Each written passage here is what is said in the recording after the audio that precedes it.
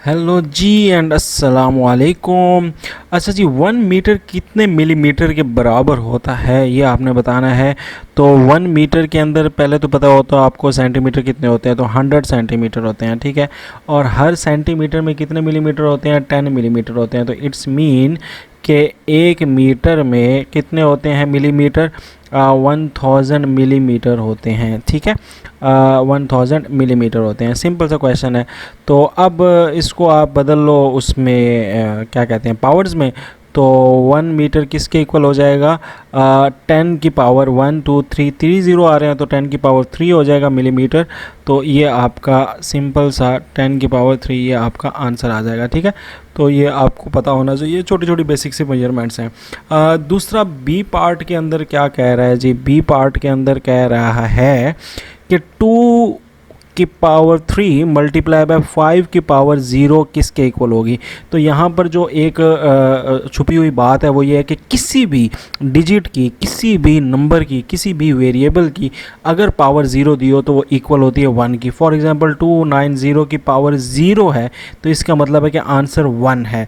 अगर 84329 कितनी भी बड़ी नंबर है उसका अगर पावर 0 है तो वो इज़ इक्वल टू 1 है। तो बस ये सिंपल सी ट्रिक है। तो 2 की पावर 3 तो वो सॉल्व कर लेंगे। वो कैसे सॉल्व करेंगे, वो सॉल्व करेंगे मल्टीप्लाई कर लेंगे ट्वाइस टाइम ना, 2 मल्टीप्लाई बाय 2 मल्टीप्लाई बाय 2। और 5 की पावर 0 किसके बराबर है, अभी बात हुई है 1 के। तो ये आ जाएगा 2 2 ज़ा 4 4 2 ज़ा 8 8 मल्टीप्लाई बाय 1, तो 8 1 ज़ा 8 ही होता है। तो ये हमारे पास आंसर आ गया। बस यहाँ पर ये पता था, आपको पता होना चाहिए कि किसी भी चीज़ की पावर जो होती है वो 1 के बराबर होती है। सो हियर इज़ द 8 8 हमारा आंसर है।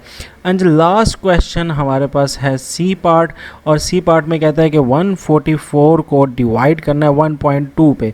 तो बहुत ही सिंपल है यार, ये पावर पॉइंट ख़त्म कर दो तो ऊपर 10 आ जाएगा, ठीक है। अगर ऊपर ख़त्म करोगे पॉइंट तो नीचे 10 आ जाएगा। 10 क्यों लगाया, 100 क्यों नहीं लगाया, क्योंकि पॉइंट के बाद एक नंबर है। अगर पॉइंट के बाद दो नंबर होते, फॉर एग्जांपल यहाँ पे 21 होता, पॉइंट के बाद दो नंबर होते तो फिर मैं यहाँ पे 00 लगाता। तो चूँकि ये सिर्फ 1.12 है, एक ही डिजिट है, तो इसलिए 10 लगाया है। अब इसको आपने आगे सॉल्व कर लेना है। सॉल्व कैसे करते हैं, चलें कर लेते हैं। 144, अब ये बन गया 144 मल्टीप्लाई बाय 10 डिवाइड बाय 12।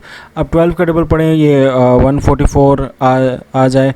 तो मेरे ख्याल से 12 1 ज़ा 12 और 12 ज़ा 44 आता है, ठीक है। तो ये हमारे पास आ जाएगा, कितना आ जाएगा, 120 आ जाएगा, ठीक है। 120 आ जाएगा। तो 120 विल बी द आंसर।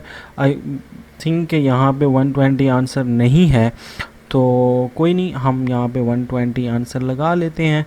तो 120 विल बी द आंसर, ठीक है। ऑप्शंस में हो सकता है मिस्टेक हो गई हो।